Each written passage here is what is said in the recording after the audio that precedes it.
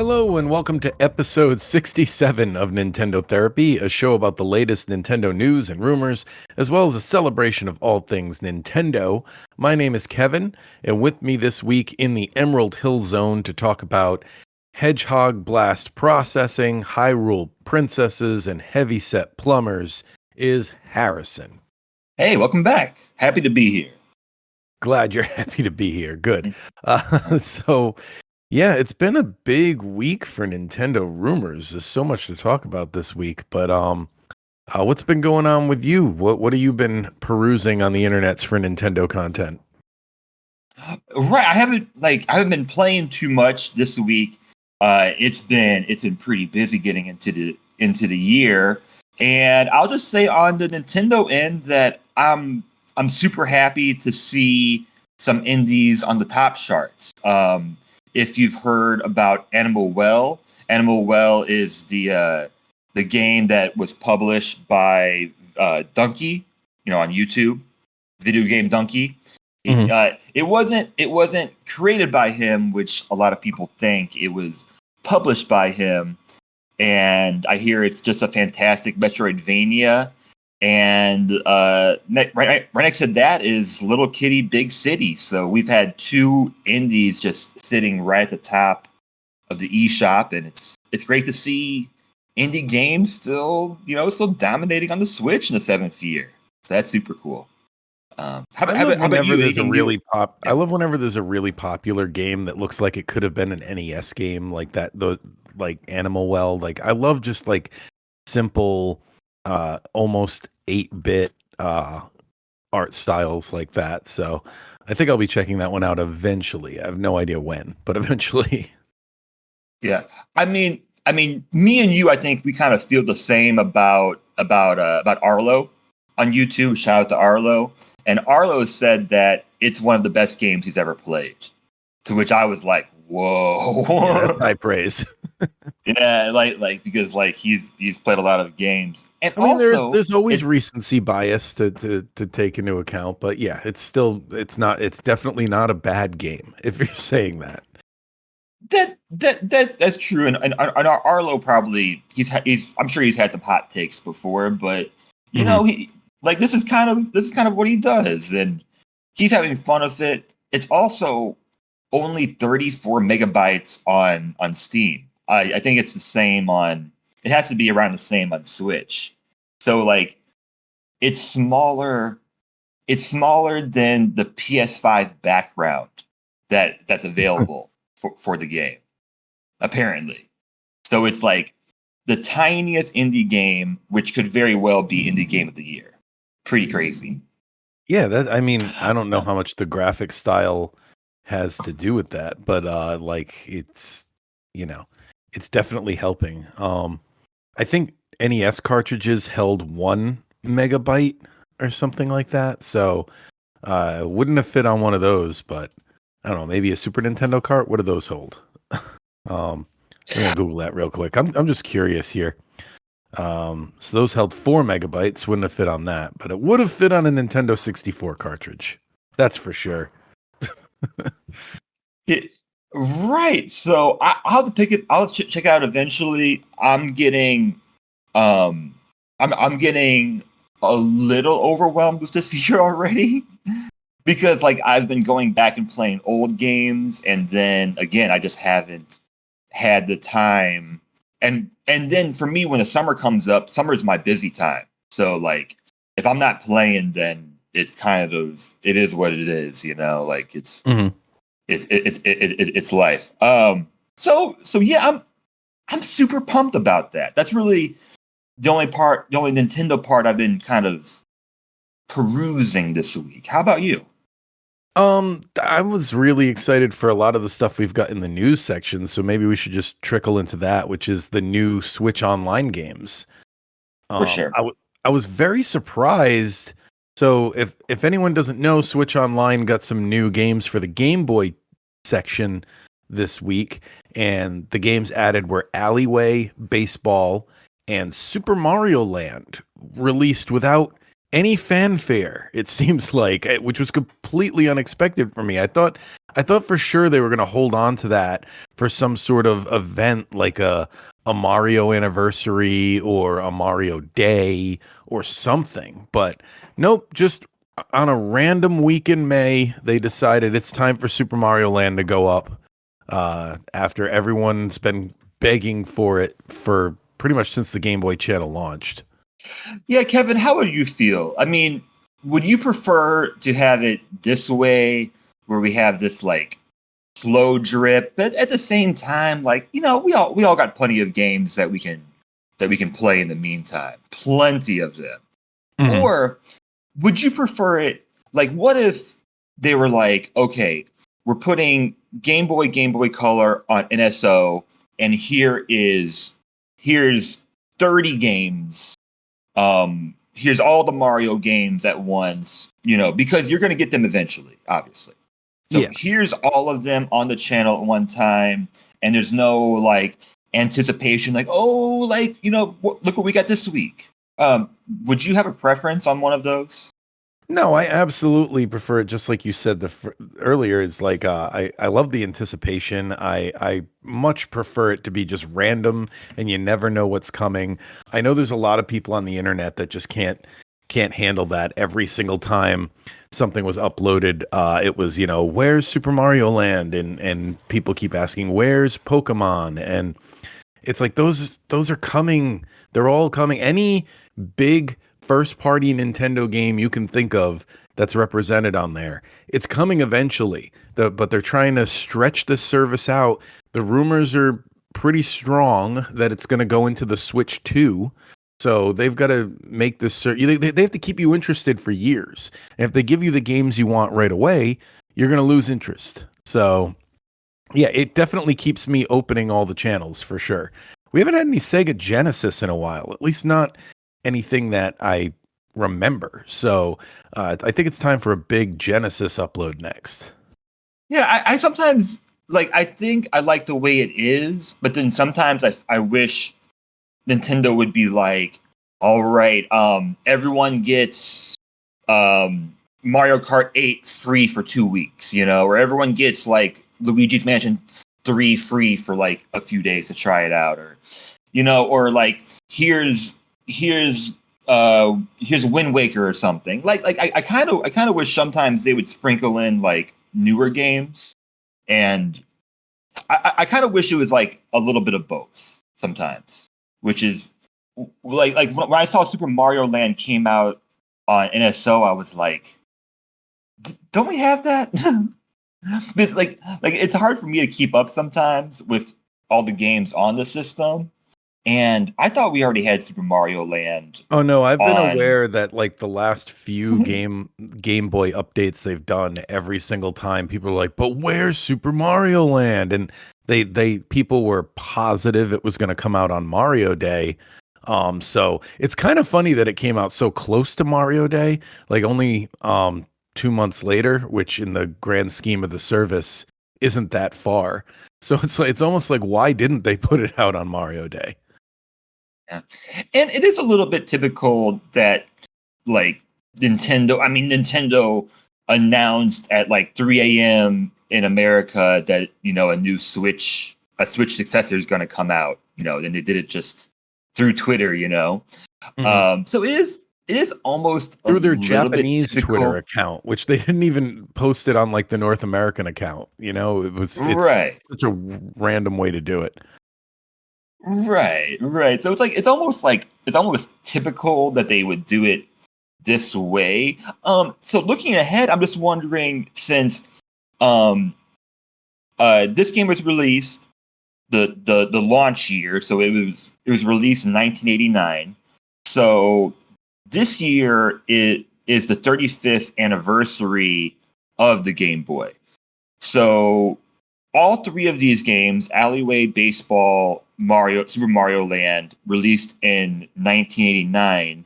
So along with Tetris, we have four of the six that are released in America that first year. So I'm just wondering if Nintendo has anything planned for the Game Boy in its 35th year. They've kind of like haven't talked anything about a Game Boy anything for so long. The other two games that came out in '89 in America are Castlevania Legends and Tennis. So we could get both of those games, but I don't know. Do you think we could see anything else for Game Boy this year? What I know a few things like key titles are missing, but I don't know again how much they want to space them out over the years they're trying to maintain this service. So like we still don't have Mario Land 3, which is Wario Land, Super Mario Land 3 on there. There's other than that, what else jumps? No, I was gonna say the Oracle games, but then I remembered those are on there. So yeah, Game Boy wise, I can't think of much else besides Pokemon that's a big deal that we haven't gotten yet. I don't know if Nintendo's even going to acknowledge. I mean, 35 years. It's not like it's anything significant. I mean, Mario 35 was significant, of course, but I don't. I don't think they're gonna do anything for Game Boy because it's like a dead system. But perhaps that's why they're doing it now because it is the 35th year of these games. Mm-hmm. So yeah, do you have anything interesting about the fact that Super Mario Oh, Land I don't was? think I'm sorry. Donkey Go ahead. Kong. I just remembered one. I don't think Donkey Kong 94 is on there, and I know that's got like a huge cult following. So that one should come soon. And that would be like 30 years then. Okay. Okay. Do you have anything interesting about Super Mario Land? Since Super Mario Land was the first non-Miyamoto Mario game. Nothing that I feel like we really need to discuss now. Like I'm sure when we pull it for a spotlight game, if we ever do, we'll go into great detail. But my memories with the game, I can tell you, is it wasn't. I never had that one. That was one I played at my neighbor's house. He had it, and it was cool. It was different, and I jumped in at Super Mario Land 2. That's one I owned, so I have more of a connection to that game. It is a weird, different game. It's funny that the Game Boy games like Link's Awakening and Mario Land and I had a third one for a second there and I lost it, but they all like have this weird like this game doesn't count feel to them of like they're allowed to kind of use the formula in different ways. In Mario Land's case, it's all the like like different things that Mario doesn't do in any of their games, like fly vehicles and um, the mushrooms look different, and the enemy. There's no Koopa Troopas. There are these weird other things that like explode when you jump on them, and there's no fireball. It's like a thing that bounces around, and yeah, it's definitely a different Mario game. It's a super short game. It's a It is super a very short game. short Like game as well. Yeah. yeah, like this game came out before, like a few months before I was born. So I remember playing it later. I'm sure I played it on some virtual console as well. And it's a game that I finished, but I think it took me like 30 minutes. So it's a super short game. So I could see why people would not count it as like an actual Mario game. Um, so yeah, I have some deep dives when we get to it, because there is a pretty interesting history about the first non Miyamoto Nintendo game. So hey, look forward to that.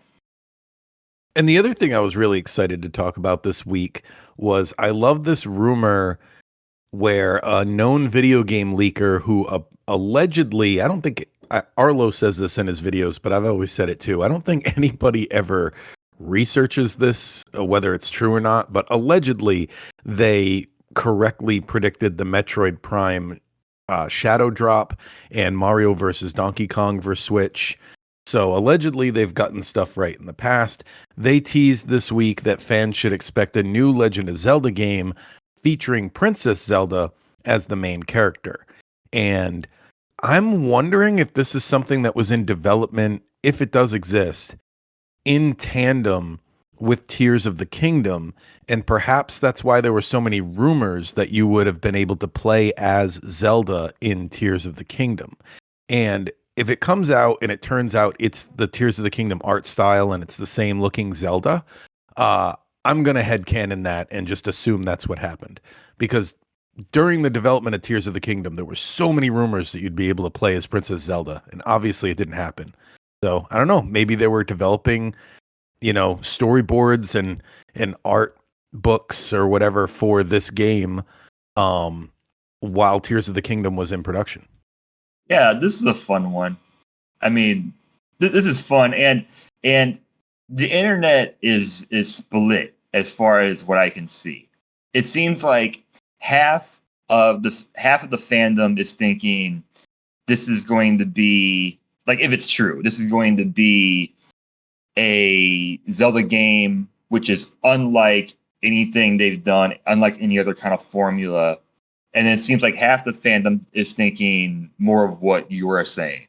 And I'm even hearing people say, like, you're gonna be able to play Zelda in Breath of the Wild. Like, we're gonna, like, because, like, of, like, the fact that at Gamescom or PAX East or whatever last year, they were showing off a new Switch with Breath of the Wild in it. So I think it's super fun because it could be nothing, but it has everyone speculating in every direction.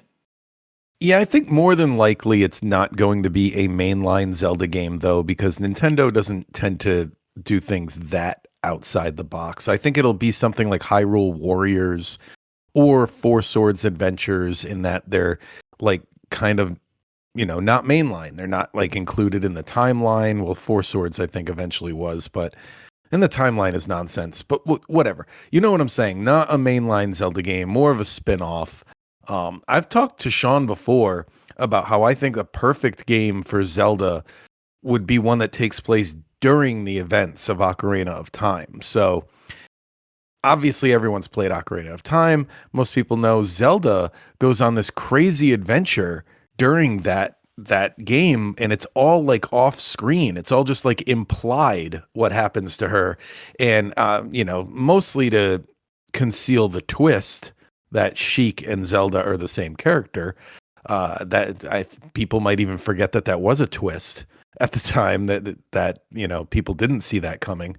But yeah, so she goes on this whole adventure off screen where she escapes the castle with Impa, and then goes into her ninja training and goes on ninja adventures until adult Link wakes up. And that could totally be a Zelda game. And I think capitalizing on the popularity of Ocarina of Time would be a great move. I just think it's too good an idea to be true. I don't think that is what they're doing.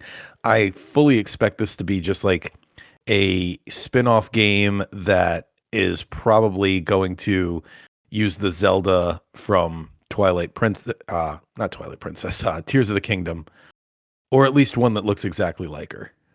What you are describing, that would break Twitter. Oh my god! Like, Yeah. could you imagine that, like, the Nintendo Direct and one more thing, and like and then it comes up and you're like, is this Ocarina of Time? Is Yeah, that and Ocarina of Time? You're like, are they doing at first it looks like, are they doing an HD version of Ocarina of Time, and then it turns out to be a completely different game? this is a new game. This is an entirely new game. No, I think that would be just. I just think that would just break everything. Which, again, I think, as what you're saying, it's like it's too good. And I'm also looking at timeline. Like, yes, it's very possible they were thinking about a playable Zelda in Tears of the Kingdom. I don't see a huge Zelda title coming out in 2025. Are we saying that this is going to be a possible launch title? I mean, I Could don't know. be. Like Or a year one 2025. at least. It just seems like the the timeline as far as the production of games goes would just be also too good to be true as well. I have no idea. Like, this is the reason why we're talking about it, right? Because I could believe anything at this point. I mean, you could tell me that a massive Zelda title has been in development for a few years and we didn't know about it. And I'd be I'd like, love to know what our listeners think. okay. So if you're out there and you're watching on YouTube, leave a comment, send us an email, do what you got to do, get a hold of us. I want to know what you think your ideal version of a Zelda game starring Zelda would be, because I'm sure there's so many other options I haven't even thought of. Last thing I'll say is that I have to bring up Princess Peach. I have to do it. Yeah. And I have to bring it up for just like the obvious reasons.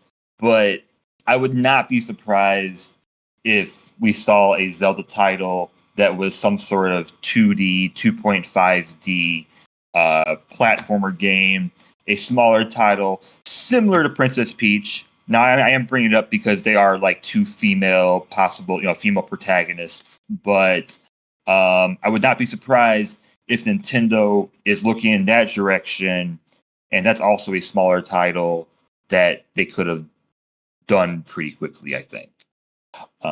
But I have no idea. I mean, you could tell me it's like a Cadence of Hyrule game, which had a playable Zelda character. I'd believe that. You could tell me it's a Zelda roguelike, which I've brought up time and time again, and I would love that. Kevin, is it going to be called Legend of Link? Probably not, but it would be funny. Would you laugh if this rumor ended up being Legends of Zelda CDI coming to NSO? I would be interested in playing like actual versions of those games that worked. So I'd be cool with that. They're so like buggy when you play the ROMs and stuff. So if they could kind of fix that, I would love to play through those games and laugh at how awkward that stage of the franchise was.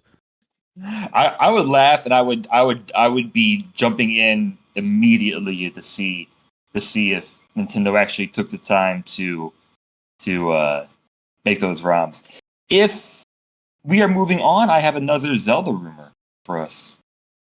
Yeah, we did report on this before, like you asked here in the notes. It was a rumor a long time ago, but now it's a fact. So go on. I just wanted to give us the credit for reporting on a rumor that came true. So we did because, and I'm assuming this was like a long time ago. I know it's been talked about for a while, but according to Bricktastic, which I believe is a Dutch website. I translated from Dutch.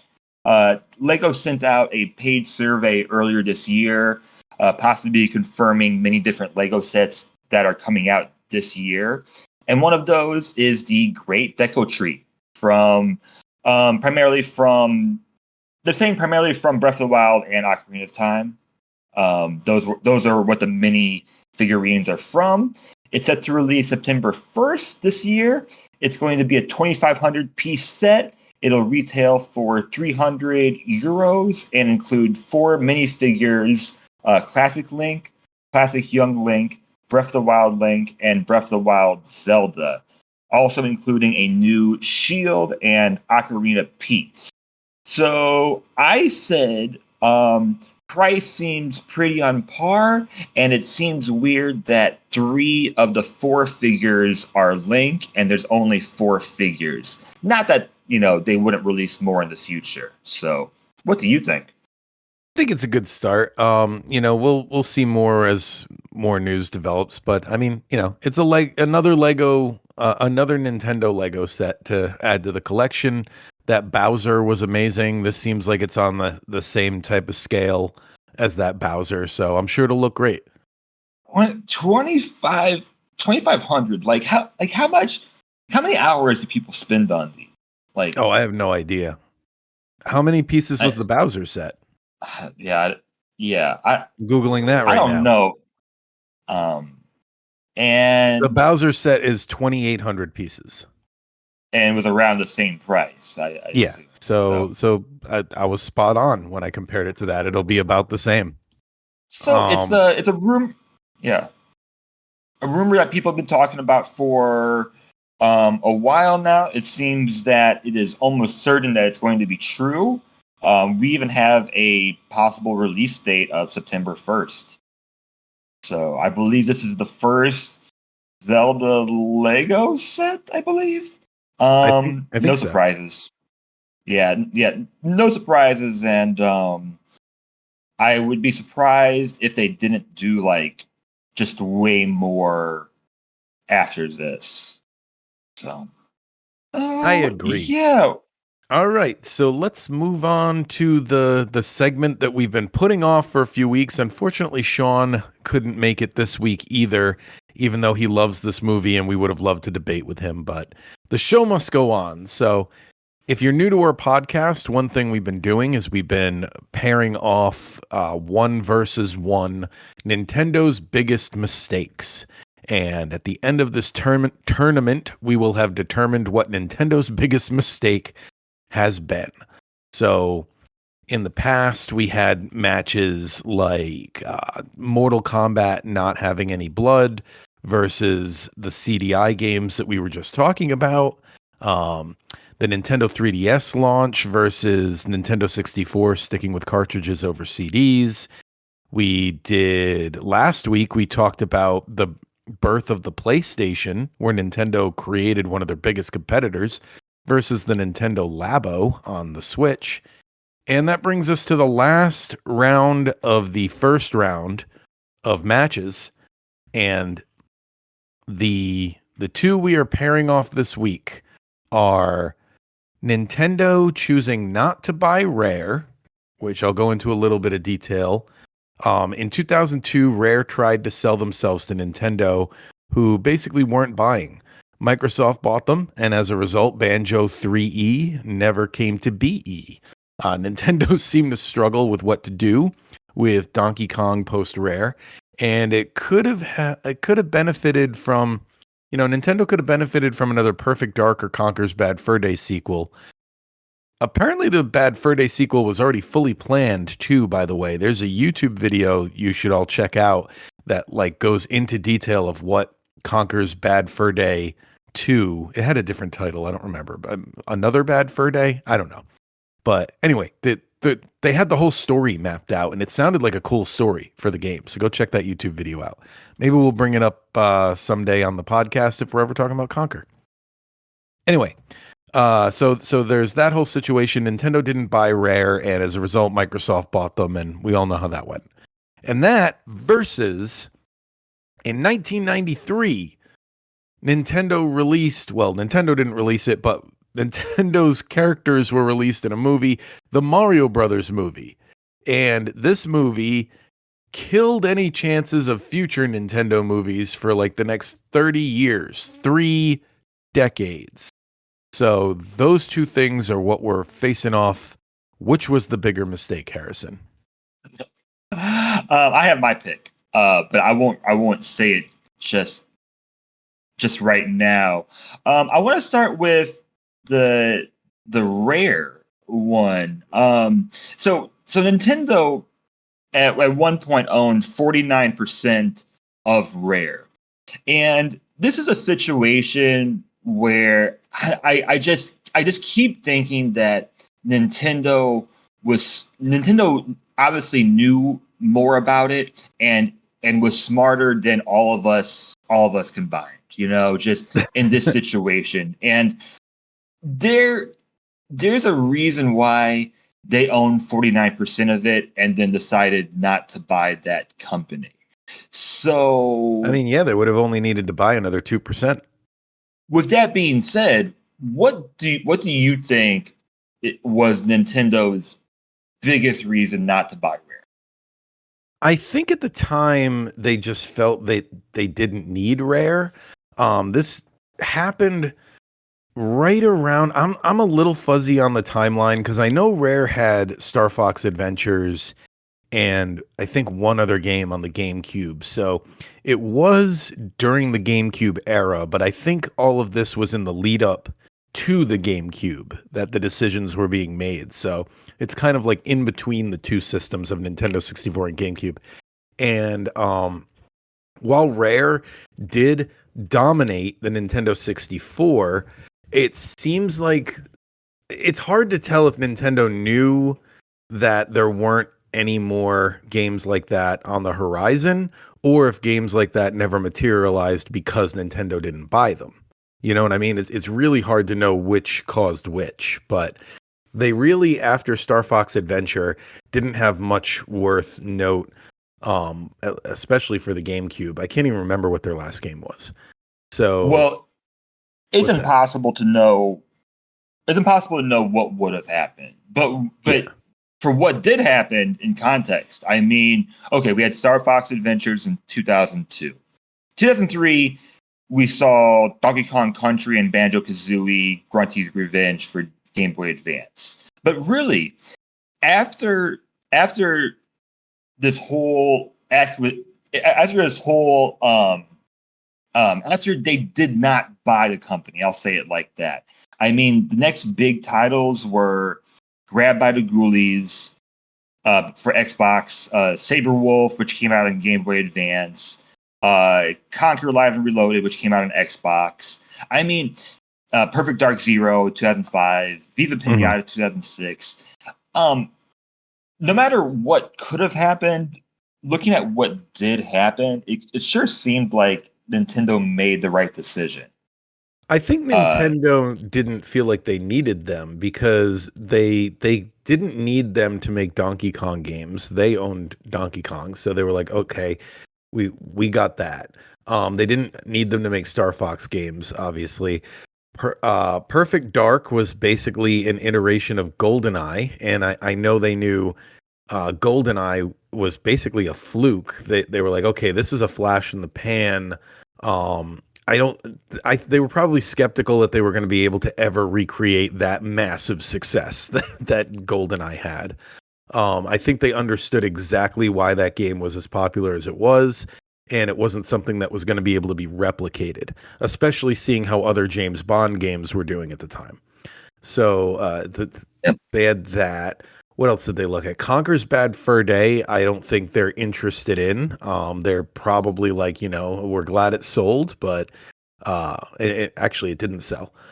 But that's for another time.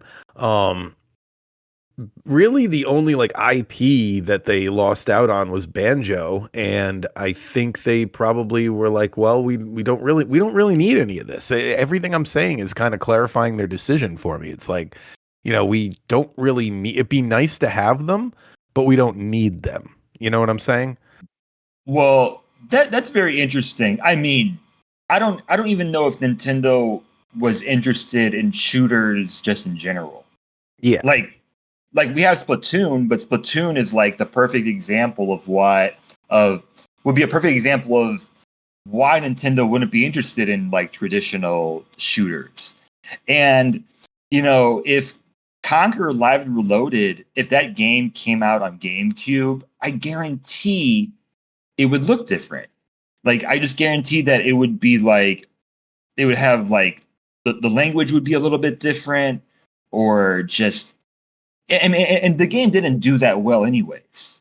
Like it just I think you're right. I think they didn't lose out on that much, but my final part is the spin zone for this week. And it's much like what we talked about last week with Nintendo not acquiring Sony or not like partnering with them. Did Rare need to leave Nintendo in order to be a successful gaming company? Because what if Nintendo would have ended up just using Rare as just another developer, and Mhm. Rare ends up developing current Nintendo IPs instead of producing their own IPs. So what if Rare needed to leave Nintendo in order to actually become a quote unquote successful company? What do you think? I think they still felt like they needed somebody because they didn't completely strike out on their own. They just let Microsoft buy them. And I don't really know enough about game development to know the difference between, like, I think it would have been a better move for everybody if they had done what you're saying and just been like third party, almost like Sega does now, where they make games for everybody. Like they could have made a third Banjo game on their own without Microsoft telling them how to do it. And they could have released it on all three systems type thing. So I don't know what was stopping them from doing that. Maybe they weren't a big enough company to distribute games and they could only kind of develop them. I don't know how that works. I know you need a publisher for that, but like maybe no publishers wanted to work with them. I don't know. I think that would have been the best option, and it's not what happened. So I kind of agree with you. Yeah. And it should all come back around because it sure seems like Microsoft just wants to get their games out to as to as many platforms as possible, sooner than later. I don't know if we would see like Sea of Thieves on a Switch successor. I've brought up Or a many new Jet times Force that Gemini that I was dreaming of back in the day. I would have loved right, another Jet Force Gemini. yeah, yeah, Viva Pinata, which there was one that came out on DS, but there's no reason why Viva Pinata shouldn't be on Nintendo Switch. I've brought that up many times. So yeah, I mean, and again, another talking point I've brought up many times is just having Game Pass or some sort on a Switch successor where you can have those games. So, I haven't brought up my pick yet, but Mario Brothers movie. I don't have anything positive to say about this movie, so you got to take the lead on this one. Well, here's the thing. I do, Go just ahead. like Sean. I'll say, I'll speak for Sean.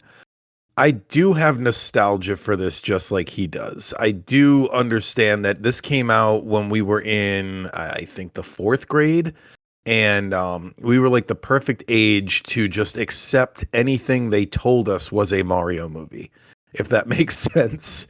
And it's only in retrospect that we can kind of see how little this has to do with Mario. And of course, in the early 2000s when all the YouTube celebrities were doing their bashing of our nostalgia and our childhoods.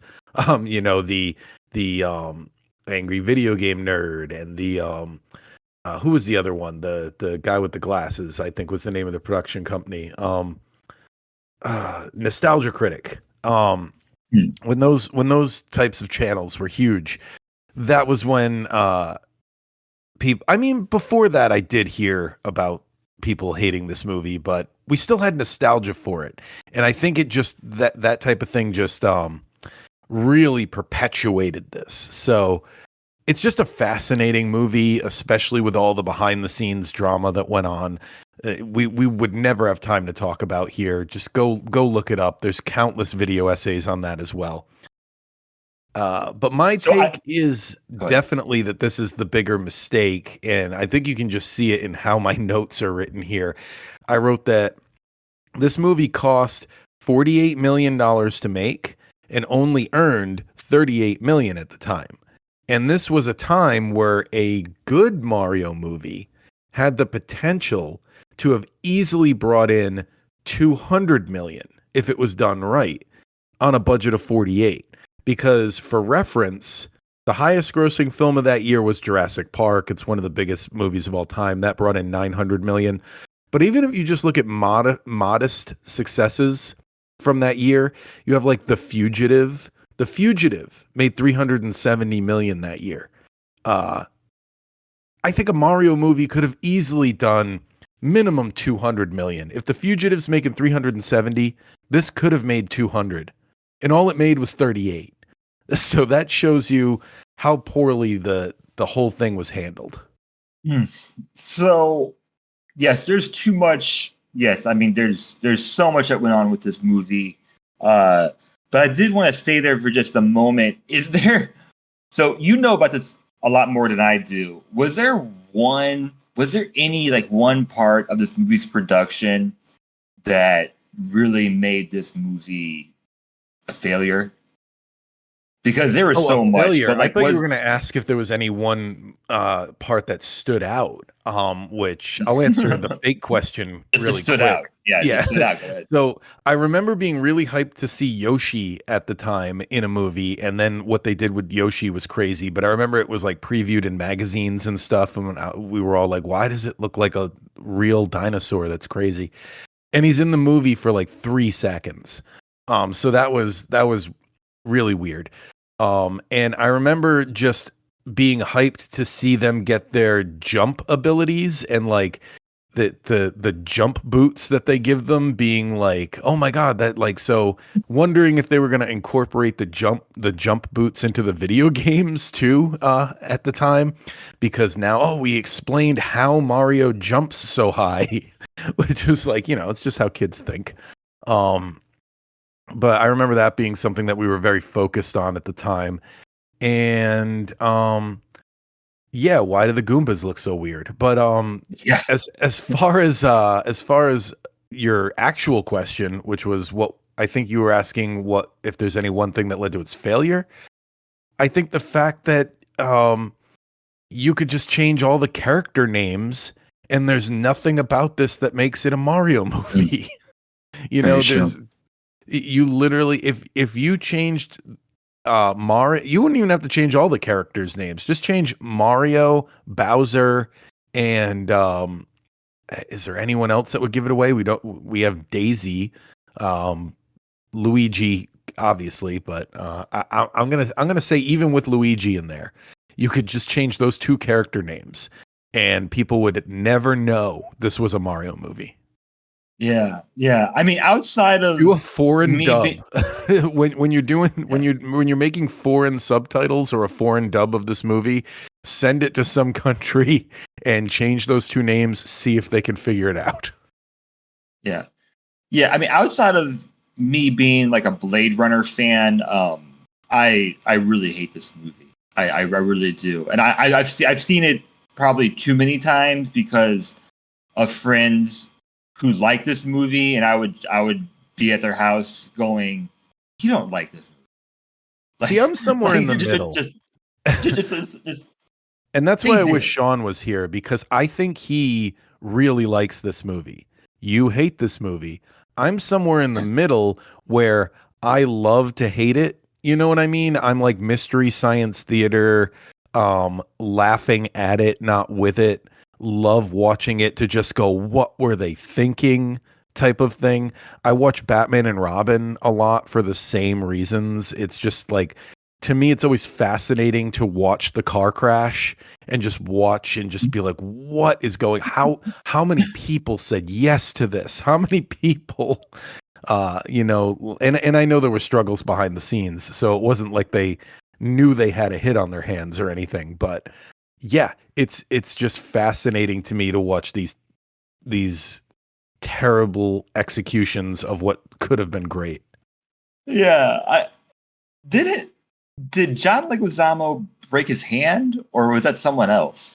That like, No, that I, sounds familiar. I mean, from what I understand, I don't want to slander anybody, but I think the behind the scenes stories I've heard is that like him and Bob Hoskins were just constantly drunk.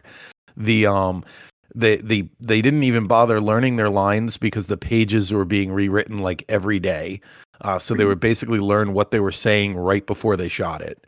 And it was just a very haphazard. I think it was the director threw hot coffee on one of the PAs. And he claimed he didn't know it was hot coffee, which is like, dude, you still shouldn't be throwing a cup of liquid at a PA. Like that's still not good yeah, behavior. But yeah, there's a lot of crazy behind the scenes stories from this movie. yeah, because I think John, I think it was John who broke his hand, and then you can see it. There's like a couple of times I think where he's driving where you can see it, like he has a cast on his hand. So yeah, I mean, like, again, we need to move on because there's like documentaries on this movie. so many things, crazy things that happened. I mean, it could have been a result also of just like the time that this movie was made. And I hinted at it in I'll the go. intro. Think of how many Nintendo movies we were robbed of because of how much Nintendo every day saw this thing being made and we're like, this isn't what we want. And the studio was like, but we have the rights. We can do what we want. And, Nintendo never gave anybody control ever again. They learned their lesson here and with the CDI, where they were like, when other people have control, it's not good. We need to maintain. Maybe that's why they're so focused on like piracy and ROMs on the internet. It's like we control our franchises because when we don't, this is what happens.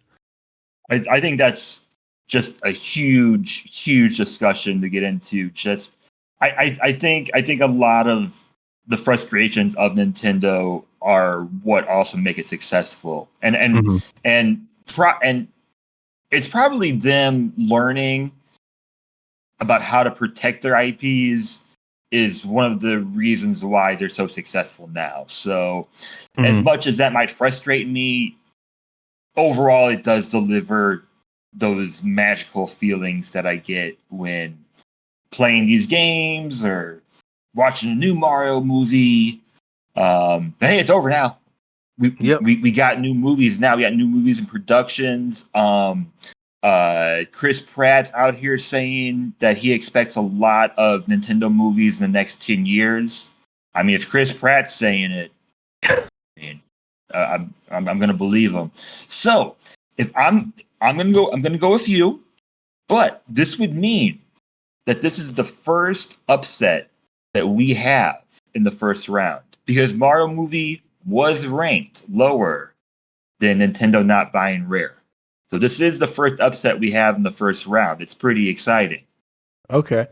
I think I'm looking ahead and the next round looks like it's full of interesting discussions now that we know what made it to the next round.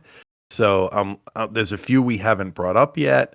So it's going to be a good next set. Stay tuned, listeners, and let us know Yes. what you think was the bigger mistake. If you have any reasons why the Mario Brothers movie from '93 wasn't a bigger mistake than letting Rare go, let us know because Yeah, I'd like to and know. hey, next round, the winners of the first round play the top 4 seeds. So we have not even talked about the top 4, in our opinion, biggest Hmm. mistakes. So we're not even there yet. Stay tuned. Yeah, and I'll admit I just kind of organized them on a whim, but that's how I was feeling at the time, and some of those are some pretty big mistakes. So yeah, we Another we big got some mistakes. interesting discussions going on in the next round. I just don't want people to think there was like a science to this. Like it was just how I was feeling when I made the list of which were the bigger mistakes. Kevin needs to be more confident in himself. He's a Nintendo fan, but he knows what he's talking about. Okay. Um, and now we're moving on to our spotlight game. It is a big deal game this week. It is a mascot. It is a rival. It is none other than Sonic the Hedgehog himself in Sonic the Hedgehog 2 for the Sega Genesis. Came out in Japan, came out in both territories on November 21st, 1992. And it was released on Sonic Tuesday, dubbed by their $10 million marketing campaign, which was crazy big at the time for a video game. So, Harrison, what are your memories with Sonic 2? I remember it mostly as just being like Z multiplayer game. You know, Yeah. very similar overall to the first game. But if you were like me and you were young and you had siblings and and you were playing games with your siblings at the time, um, just the memories of being younger and having people in your house that you're playing games with more, because it is a very similar game to the first one, outside of having the multiplayer and having the spin dash, which is the other huge mechanic that's introduced in this game. Oh, I didn't even But realize that. That's a good point to bring up. I didn't know the spin dash started here. yeah, Spin Dash, I haven't played the or the first Super. Sonic a lot, I don't think. Yes, the Spin Dash made it a lot easier so that you could speed up right away. So it made the mechanics feel a lot smoother, and it kind of kept the same feel of, yeah, it's fast paced. There's multiple ways of finishing a level. Yeah,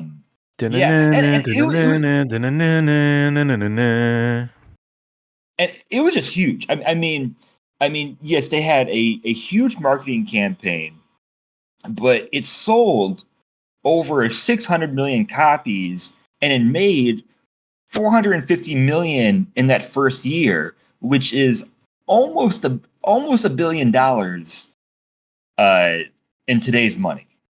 So, in my opinion, and I'm not, you know what, whatever. I'm not a Sonic fan. This is the most important Sonic game. I'll just say I it. agree, because to me, the Sega Genesis didn't exist until this game. I've always heard of people who grew up with the Sega Genesis and they had Altered Beast as the original pack-in launch title.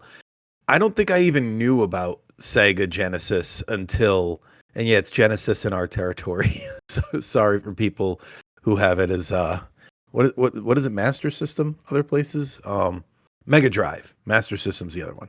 Anyway, um, this is what made Sega a thing in my life, is this being the pack-in game for the Sega Genesis. I remember it always confused me a little bit that the pack-in game was Sonic 2, being a Nintendo household. I was always like, what about the first one? Why not that?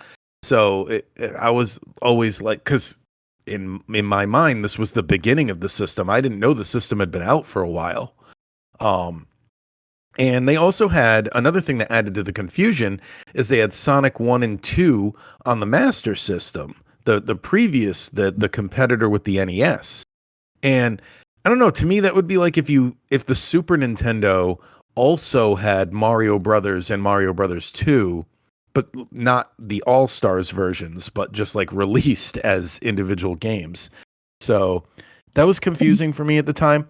There was also a Sega CD version planned, which is like exactly what was wrong with Sega at the time. Like, as a consumer, you're like, how are you supposed to know which version of this game to get? I mean, it obviously didn't hurt them in sales, but I remember that was something that kept me as a Nintendo household, is I was always confused by all the options you had with Sega. You would see this article in GamePro that this game is on the Master System, it's on Game Gear, it's on Genesis, but maybe you should wait because it's also coming to the Sega CD in a few months. So I don't know, that was something about Sega that always confused me as a kid. It was too much information to absorb. And yeah. And thank God that Nintendo never releases confusing titles or ports or anything like that. Thank God Nintendo never does that. I don't I'm know. sorry. I was Sorry. just always able to keep track of Nintendo a little easier. I don't know why. It's just what it was, man. It's just what it was. I was always a little more confused by Sega. I did end up getting a Genesis eventually. I think I ended up getting it towards the end of the generation, and then I didn't get a Saturn or a Sega CD even. I went right from the Genesis to the Dreamcast, and those were the only two Sega systems I ever owned, were Genesis and Dreamcast, and I owned them way after people were done playing with them. So that's my experience.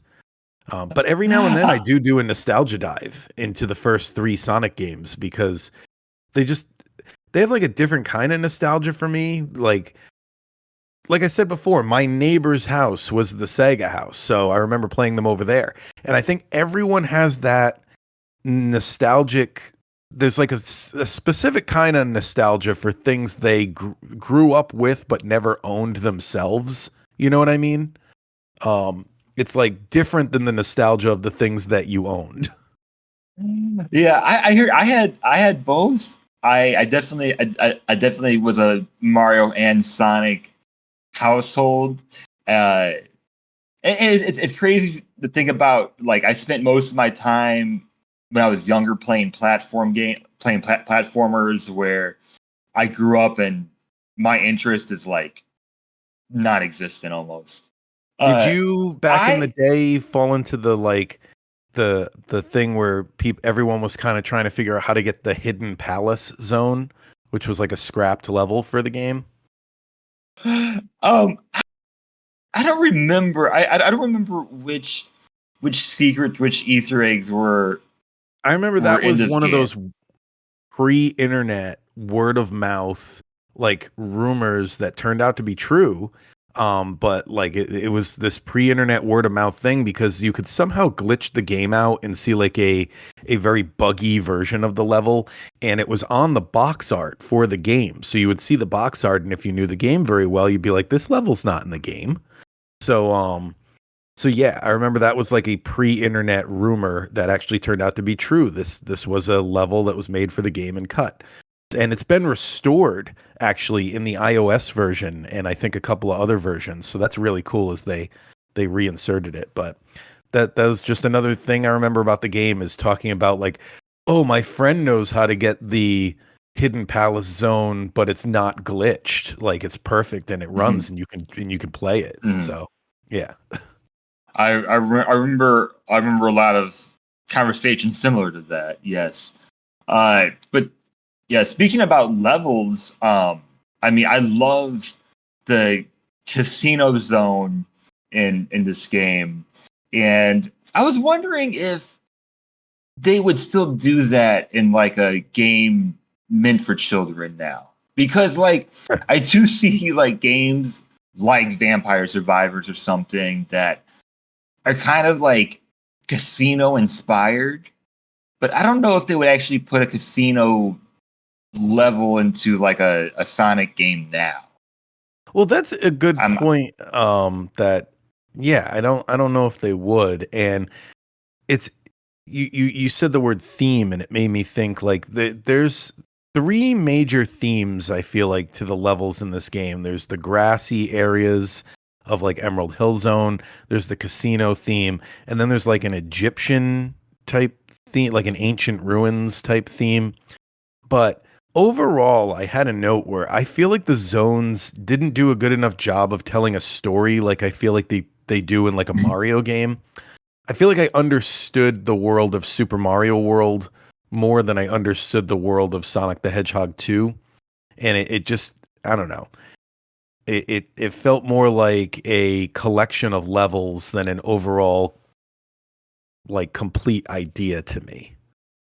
That's interesting. I don't know if I agree. I mean, we're talking about feelings, so I can't Yeah. disagree with your feelings, but I don't know if I really agree because like I love like Mario Brothers 3 is like one of my favorite games, but I always felt like why are we going into a desert all of a sudden?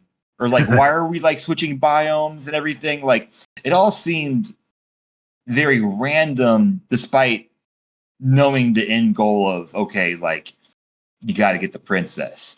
I don't know Yeah, but why we're I guess what I'm collecting. trying to say is like even the Yeah, when I say the storytelling is I think now that I'm thinking about it, a big part of it is even going back to the original Super Mario Brothers.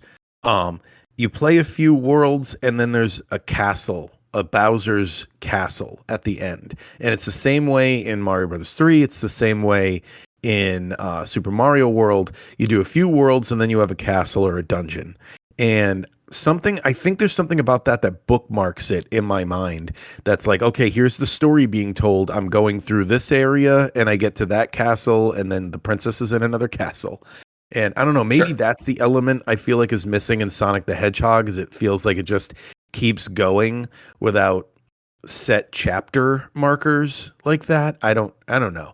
Um but I'm glad to hear it didn't happen for you, so that kind of helps me understand like that not everybody sees it the way I do. Yeah, no, I mean, I think this is the main reason why. we should have these like conversations for the spotlight games is that I think I agree with you with Sonic. I think I more disagree with you that with Mario or like, we've talked a lot about the timeline or the non-existent timeline of like Zelda game. Hmm. Just I'm not so sure on that end. I'm not so sure when I compare the two. But yeah, I wasn't thinking so much playing through this game about how the zones and the levels fit together. I love that. Um, this game I never knew until we started doing research. It had some pretty big hiccups between because it was made by Sega Technical Institute in America or in California, but they were still working on it in Sega in Japan as well. And there was quite a few conflicts, even so much that the game was not fully playable start to finish until 2 days before production had ended.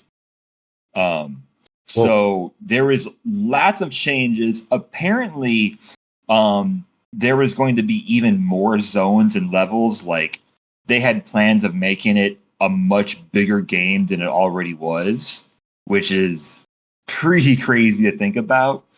And it was the number one selling there's game of that year, so they, with what little they had, they made it work.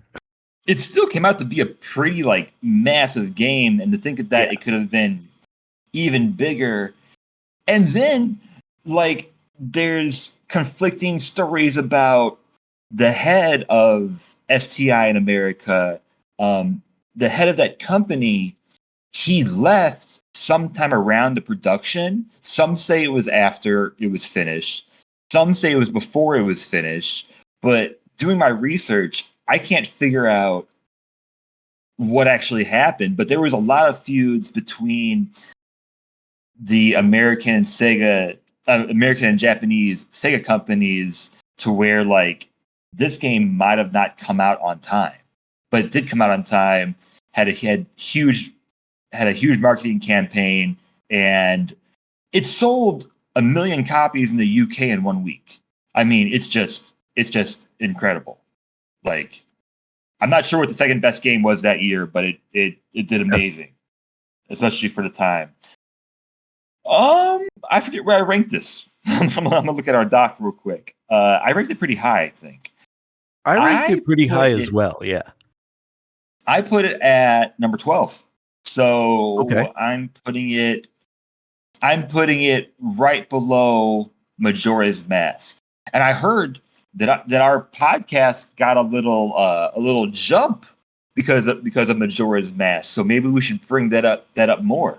We should just be a Zelda What? podcast now. Why Sonic the Hedgehog 2 is not as good as Majora's Mask. Yeah, that's going to be the Um, name of this episode. yeah. Just put Majora's Mask in every episode title. Puyo Puyo 2 is nothing like Majora's Mask. Um, So yeah, it's ranked pretty high. It's ranked right above Toe Jam and Earl, and right below like a lot of Zelda Mario games. so I ranked it. This is going to sound low, but trust me, it's a high ranking in my heart. I ranked it at number 16, so still top 20. But I'm looking, and every game above this game on my list are games that I have like these are all games I have a strong emotional connection to.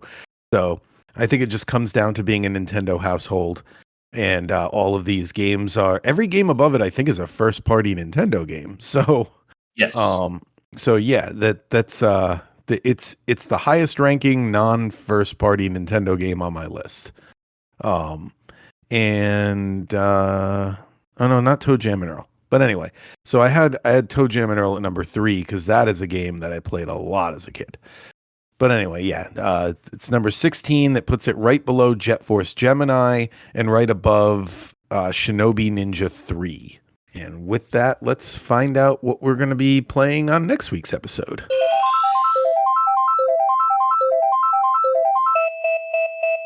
Next week, you know what? This is another one we should double up because we drew Dr. Mario for the Nintendo 64, but I know there's other Dr. Marios on NSO. I don't know if it's the Game Boy or the Super Nintendo one, but let's just do all the Dr. Marios, because how different are they really? You know what I'm saying? Yes. I Let me will see. look Is for it a that Super now. Nintendo? Okay. Super Nintendo. Does Super Nintendo have Dr. Mario? They don't, so it must be the Game Boy one that's also on there. Game Game Boy Dr. Boy. Mario is on there. Yes. All right, so we'll Yes. do at Yes. least those That three. one was released. Yeah. That came out. I think just a couple months ago. Yeah. March 12th. Yeah. A couple months ago. So that is for next week. We'll be knocking out even more puzzle games. So hey, if you like Puyo Puyo 2, come back next week. Yeah. Dr. Mario is the background on my work computer because I work in a hospital. So I put Dr. Mario as my background because I am that cool. Just a little And preview. if anyone saw the crazy messed up AI Dr. Mario video that came out this week, shout out to you. It was very, very funny. I'll send you a link, Kevin, if you haven't seen it. I haven't It's yet. pretty Send me messed that. up though. Okay. Yeah, it's pretty messed up. Okay. And as always, remember we're Nintendo fans, not Nintendo experts. So if we said anything that sounded like it needed correcting, let us know, reach out to us, put it in the comments. Spotify has comments, YouTube has comments. Apple Podcast does not have comments, so you'd have to send us an email at nintendotherapypod@gmail.com, or you can find us on Twitter, Nintendo Therapy, and we also have a subreddit. Search Nintendo Therapy, you'll find it. And I'm trying to stay more active on that lately. I've been posting in there here and there, but we do need more members. More voices make a subreddit more active, so get on there. Anyway, that's our show for this week, and we'll see you all next week to start the second round of our Nintendo's Biggest Mistakes tournament. And I don't know, maybe have more Switch 2 news. We don't know.